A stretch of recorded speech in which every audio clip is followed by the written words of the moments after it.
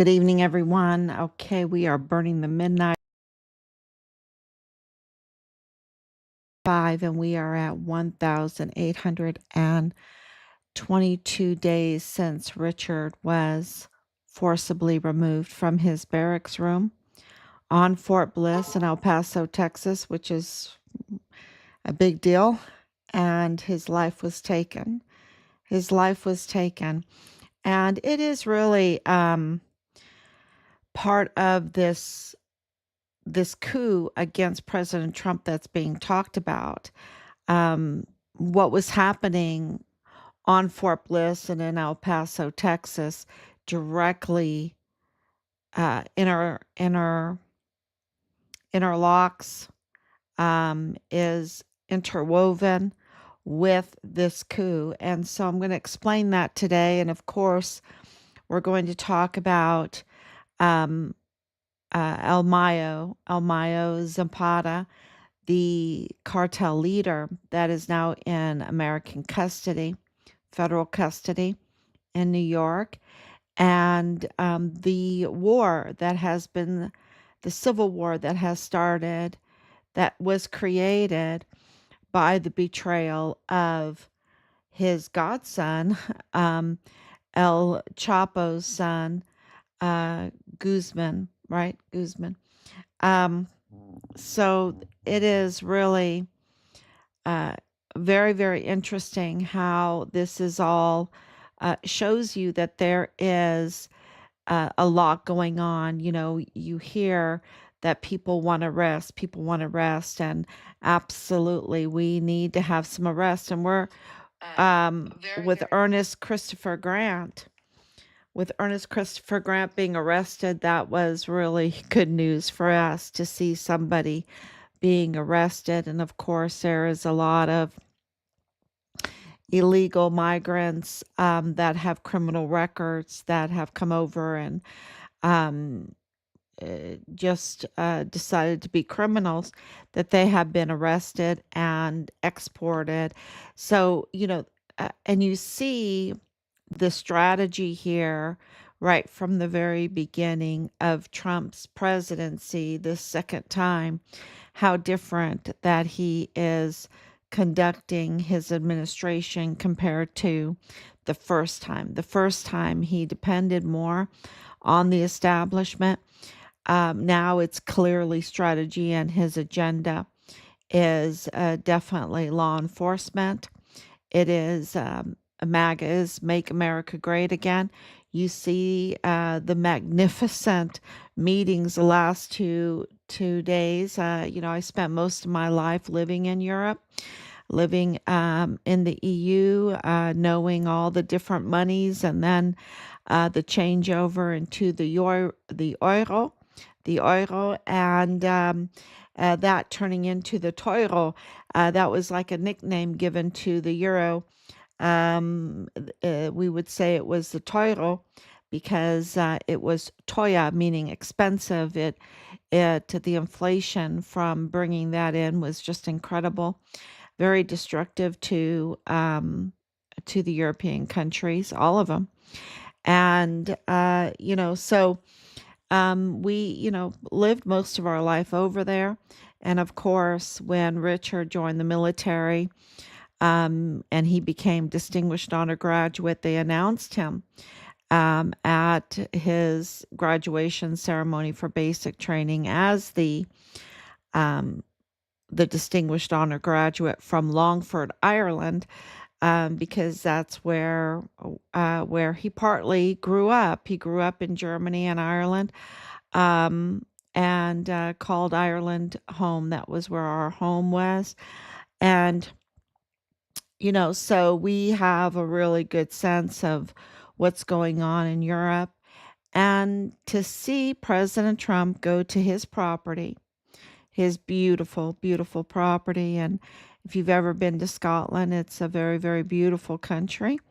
And of course, Turnberry is very historical. It is the battleground and birthplace of Robert the Bruce, who won independence, sovereignty from England way back.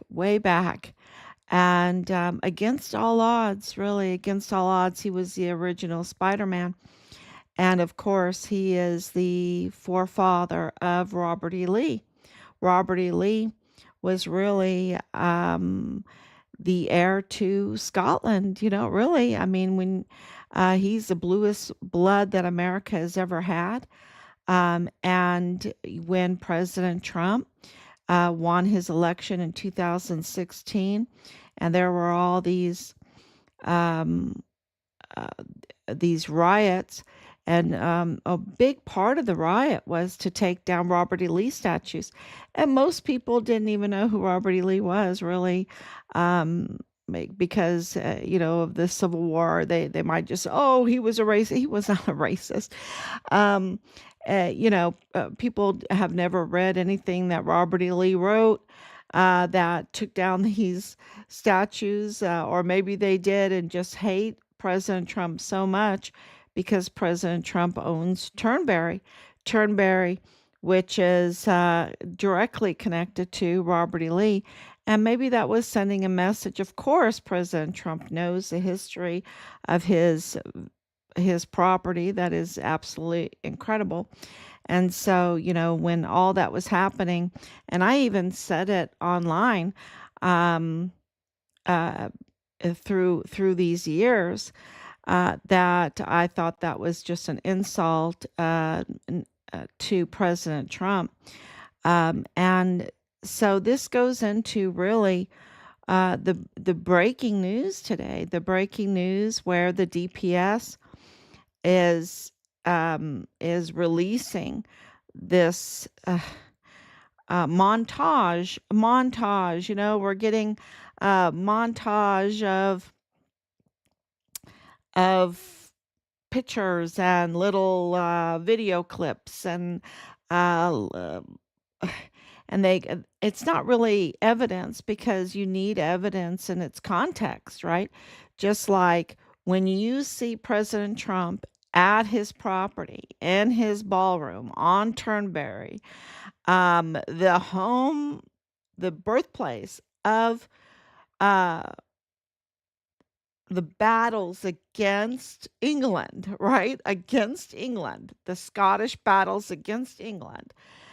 When you see Prime Minister Starmer go up and meet there with President Trump, um, it's just mind-boggling.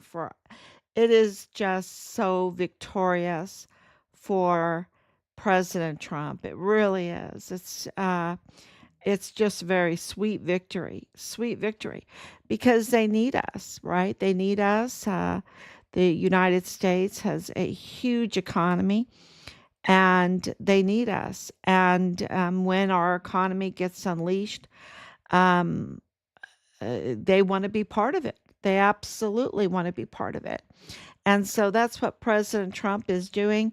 You see that he's making deals everywhere, which is very important, because we cannot win um, uh, this ideology, right? The ideology of let's make our country great. Let's make our country get great, and it will benefit others, right? We can't win that without having a good economy, without giving something to offer for the people that live here and giving them the freedom. And so, of course, his focus is the economy, and especially because we have such debt and we have high interest rates on that debt. It was beautiful to see him go to the Federal Reserve and say, "We want lower rates," and you don't know what the hell you're doing, because you're spending money. Um, you're over budget on your build, $3.1 billion. You can't even handle your own expenses, and then you're trying to um, uh, well, you're the power behind everybody else, right? Everybody else. Why should we even trust you? Why should you even have this job? I think they need to be fired. I think well, they're public. They're not federal. Okay, even though they're called Federal Reserve, they're they're a private bank. I think we need to fire them, right? Um, and it was beautiful to see President Trump demonstrate why we need to fire them.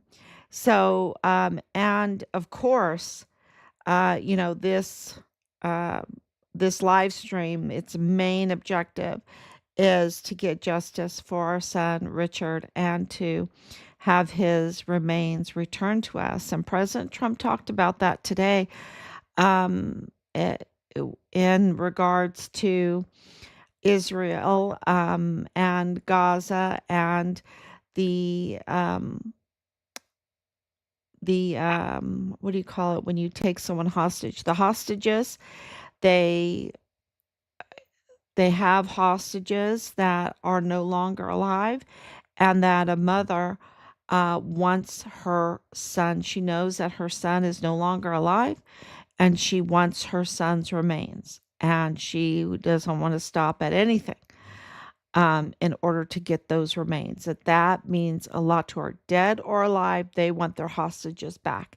That was the point that President Trump made today, and I totally understand this mother. I want Richard's remains. I want Richard's remains, and I want accountability. And we have three autopsy reports. We have all kinds of witness statements of them finding Richard's remains, having Richard's remains. You know, lots of evidence that they have Richard's remains. And so we want our son's remains, and we want accountability. And so that's our main goal. And in order to get that, we have had to do an investigation which connects the Walmart mass shooting case, our son's case, the targeting of Richard, and of course, what has happened to the cartel leader, El Mayo Zambada, Ismael El Mayo Zambada. What has happened to him?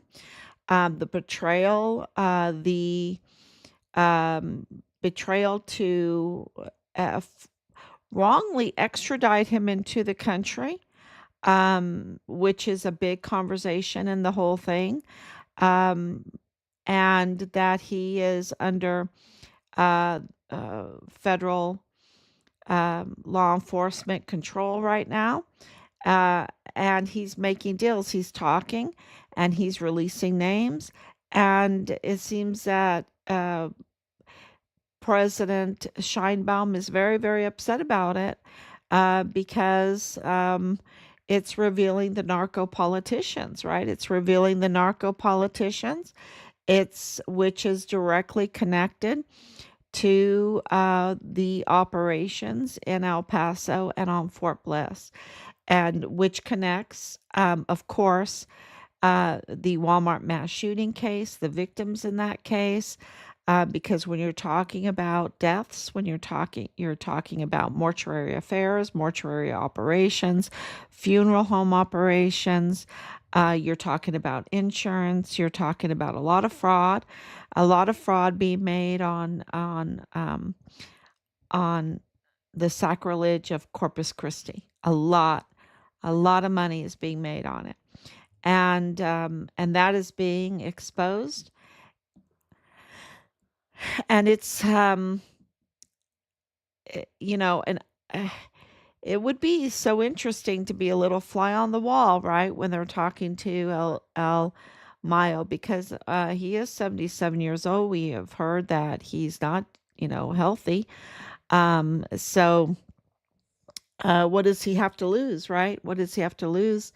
Yeah, I think his biggest concern is meeting his maker, right? Is meeting his maker when you're about 80 years old. I think he's 77, 78 years old, and you're not doing well. You want to set things right. So hopefully he has provided information about Richard's remains, and we know that he has provided information about the operations that connect El Paso, Fort Bliss, and Chihuahua, Mexico. Um, So all that is coming out, and that is really good news. And it might really, they're talking right now in political circles that it might just totally destroy the Sinaloa cartel. And that will be the end of them. And, then I'm sure there's going to be another challenge. But the point that how this connects with the latest moves of the Walmart mass shooting case and Patrick Crusius and the release of the montages. I don't want to call it evidence because they don't show it in context, but they show it in these little snippets. Um, and because, yeah, they need to show the whole thing.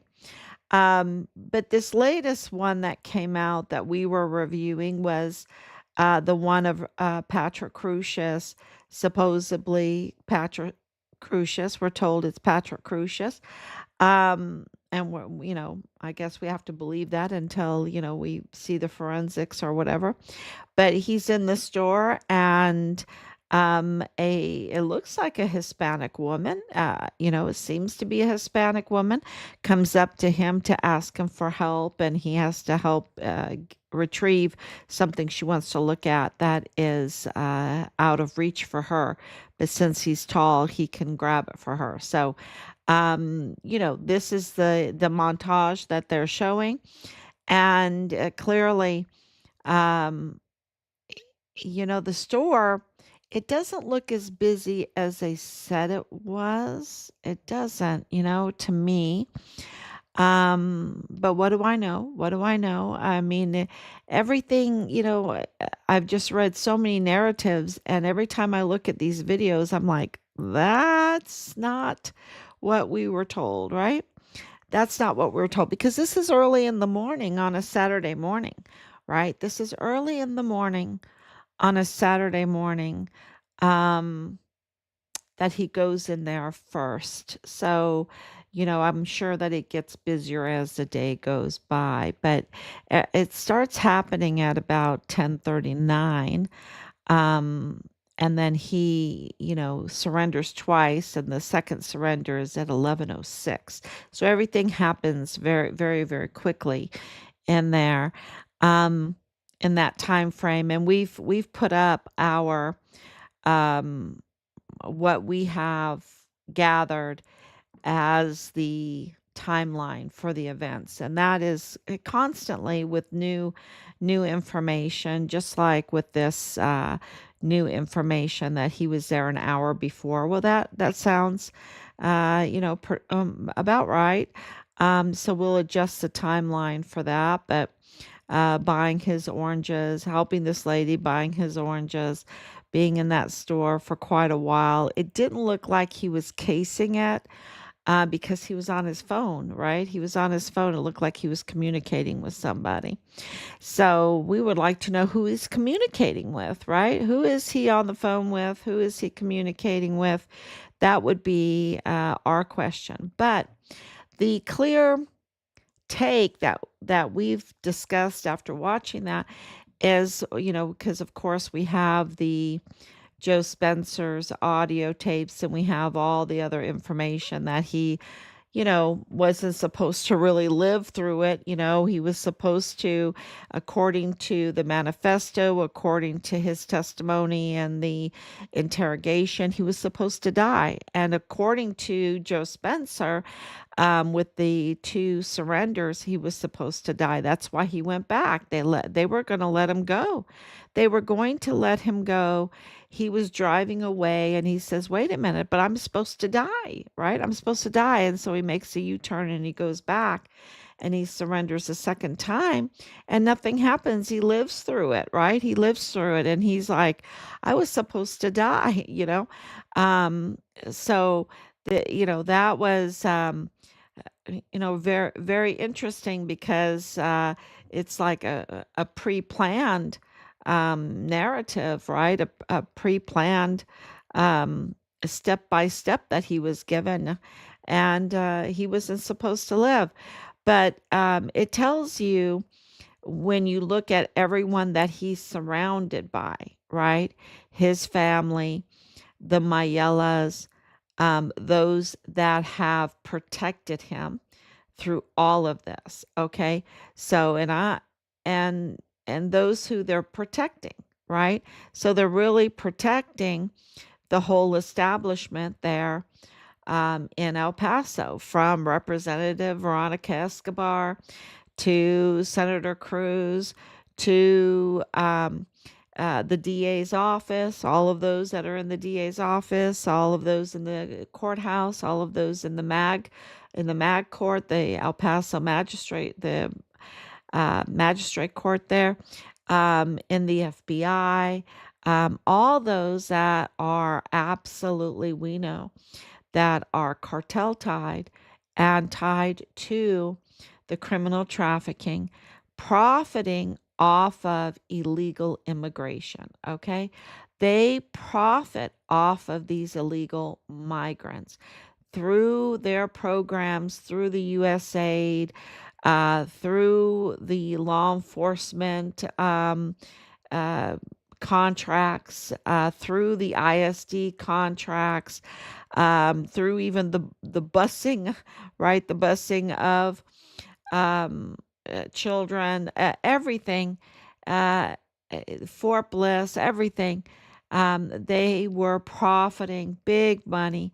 All the criminal trafficking, they were making a mint off of illegal immigration.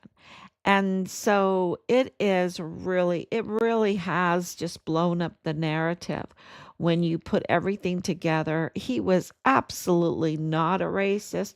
The manifesto was a absolute um, a psyop for the public.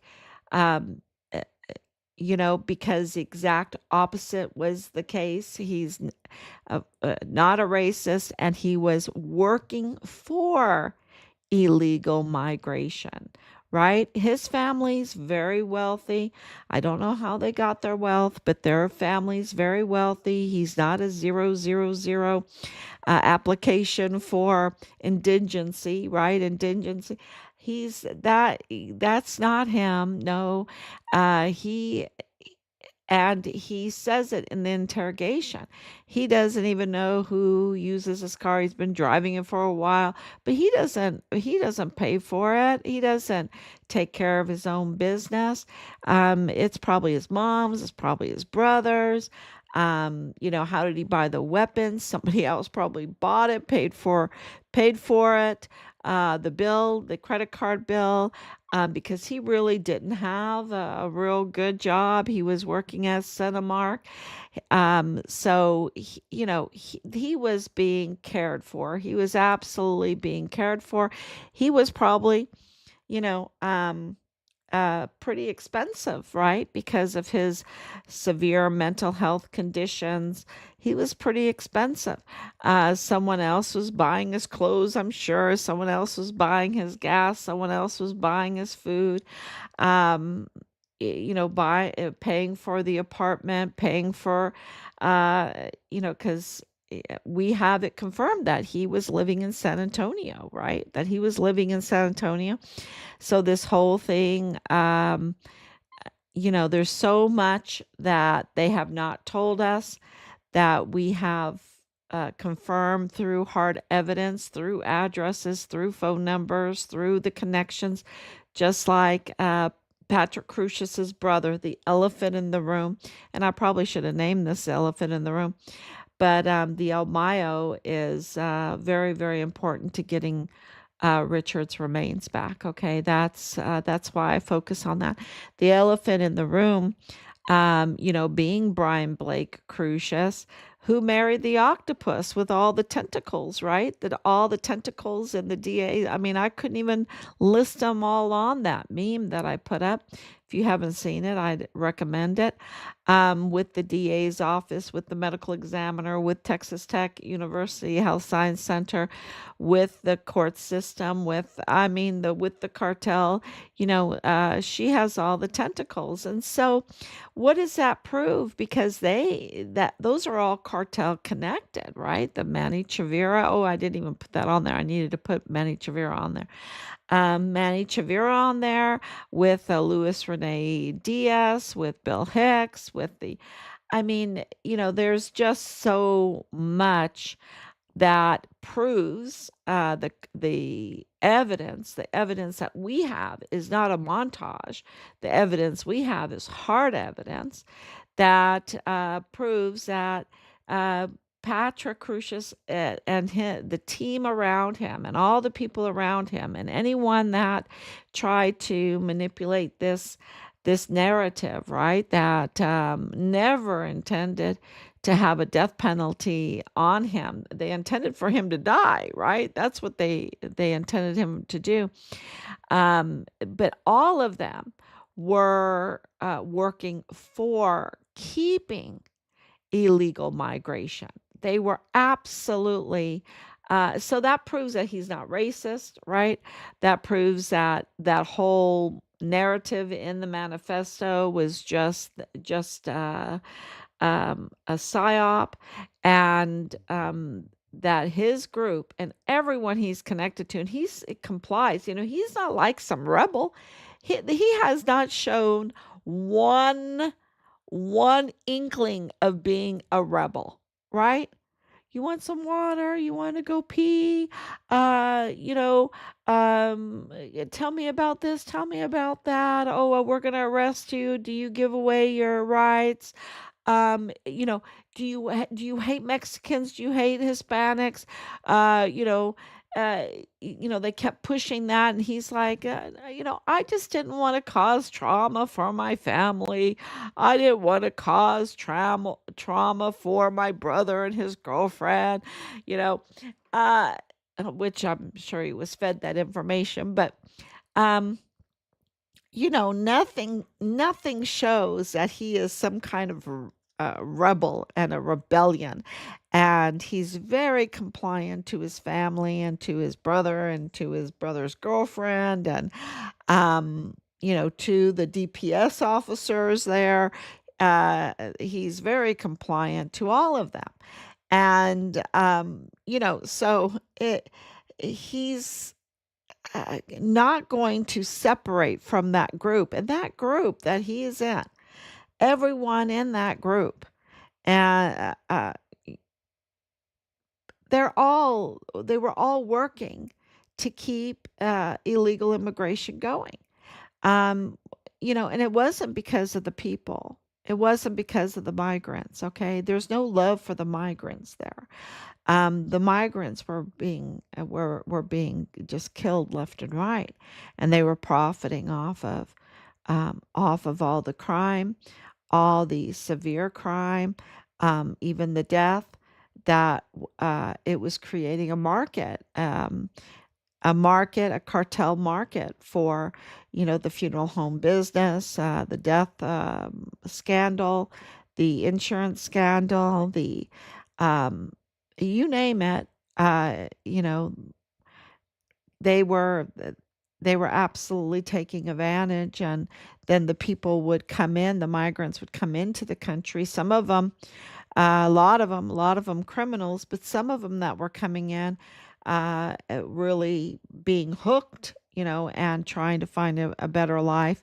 They were coming in as illegal, right? Just like Lilani Hart is illegal, right? Just like Mario Raskin Ortiz is illegal, and many more. I'm wondering if the nooses have some illegal there, right? Um, it is really clear that they didn't care about the people, because you don't want to have someone start their new life having to look over their shoulder because they're illegal. and then, having something against ICE because ICE might have the ability to deport you, right? Have the ability to kick you out because you're not in the country legally. So, they were really just trying to control people. They didn't like the people, but I wouldn't call them racist. I would call them that they were a cartel taking advantage of the system and the kindness of um, of the American people through this U.S. aid, any which way. And President Trump came in, and he was stopping the illegal migration, okay, because the country wanted the borders secure. And Richard was a witness to the criminal trafficking going on, that, of course, and the illegal immigration policies. He was helping President Trump. Okay. He was President Trump's whistleblower. And so that's why he was targeted also. But President Trump, absolutely, and thank God he's lived through it. He was absolutely the target, and his reelection campaign, the target. And, if it was Richard being the target, I would tell everyone, right? Because that's where the evidence would point to. And the evidence does point to that Richard was a target. Of course it does. But the evidence shows that their main target was to stop President Trump from winning re-election. It was election interference. That's what it was.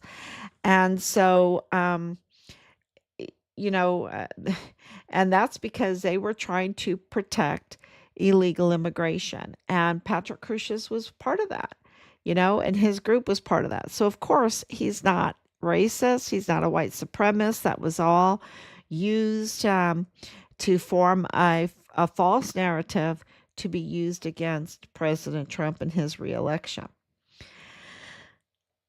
And as the scrutiny for everything that we've been doing started to happen, and of course, El Mayo is absolutely connected through Ray Velarde to Richard's case.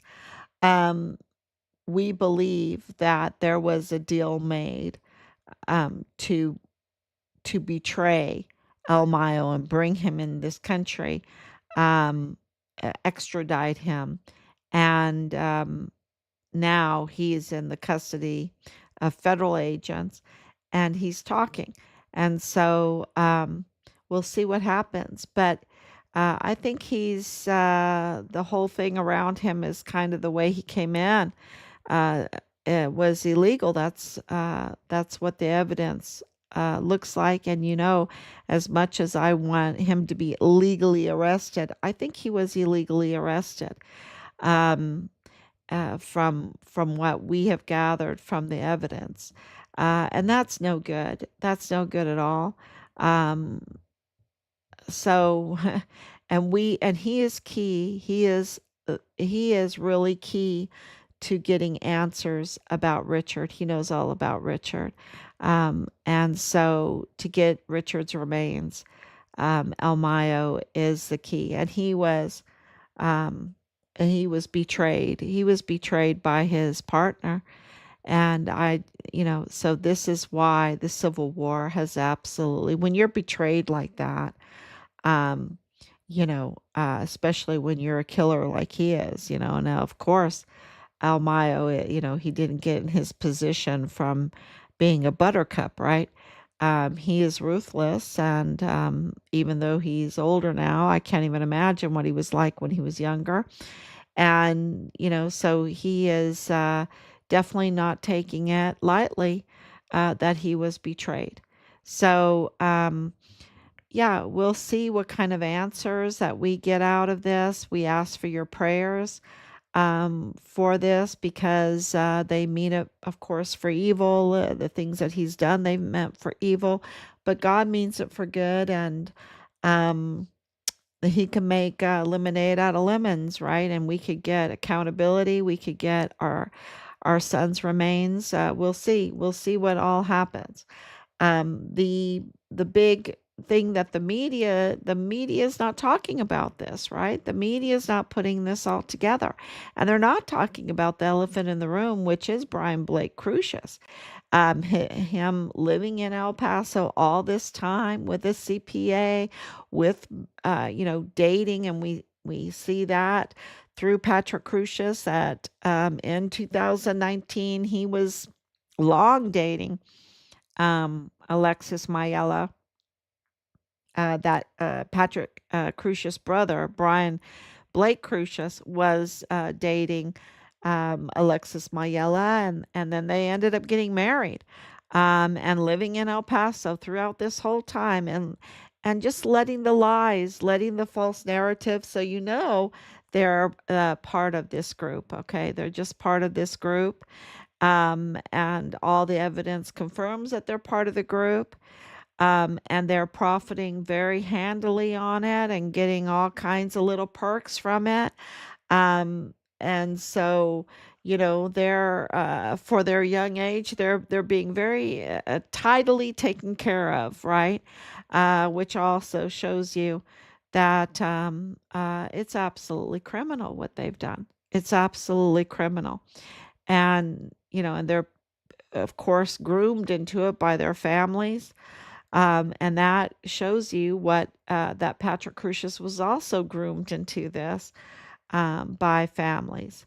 So the truth is coming out, and the media doesn't want to talk about the elephant in the room, and that the elephant married the octopus, right? The octopus with all the tentacles, with all the tentacles. They don't want to talk about it. So here we are on Find Richard Halliday, for justice for Richard Halliday. We're the ones that are giving you the breaking news every day. We're the ones that are trying very, very hard to give you all the truth, as the evidence confirms it. And so we thank you so much, Anicia. Thank you so much again for your prayers and your love. And we will absolutely be back tomorrow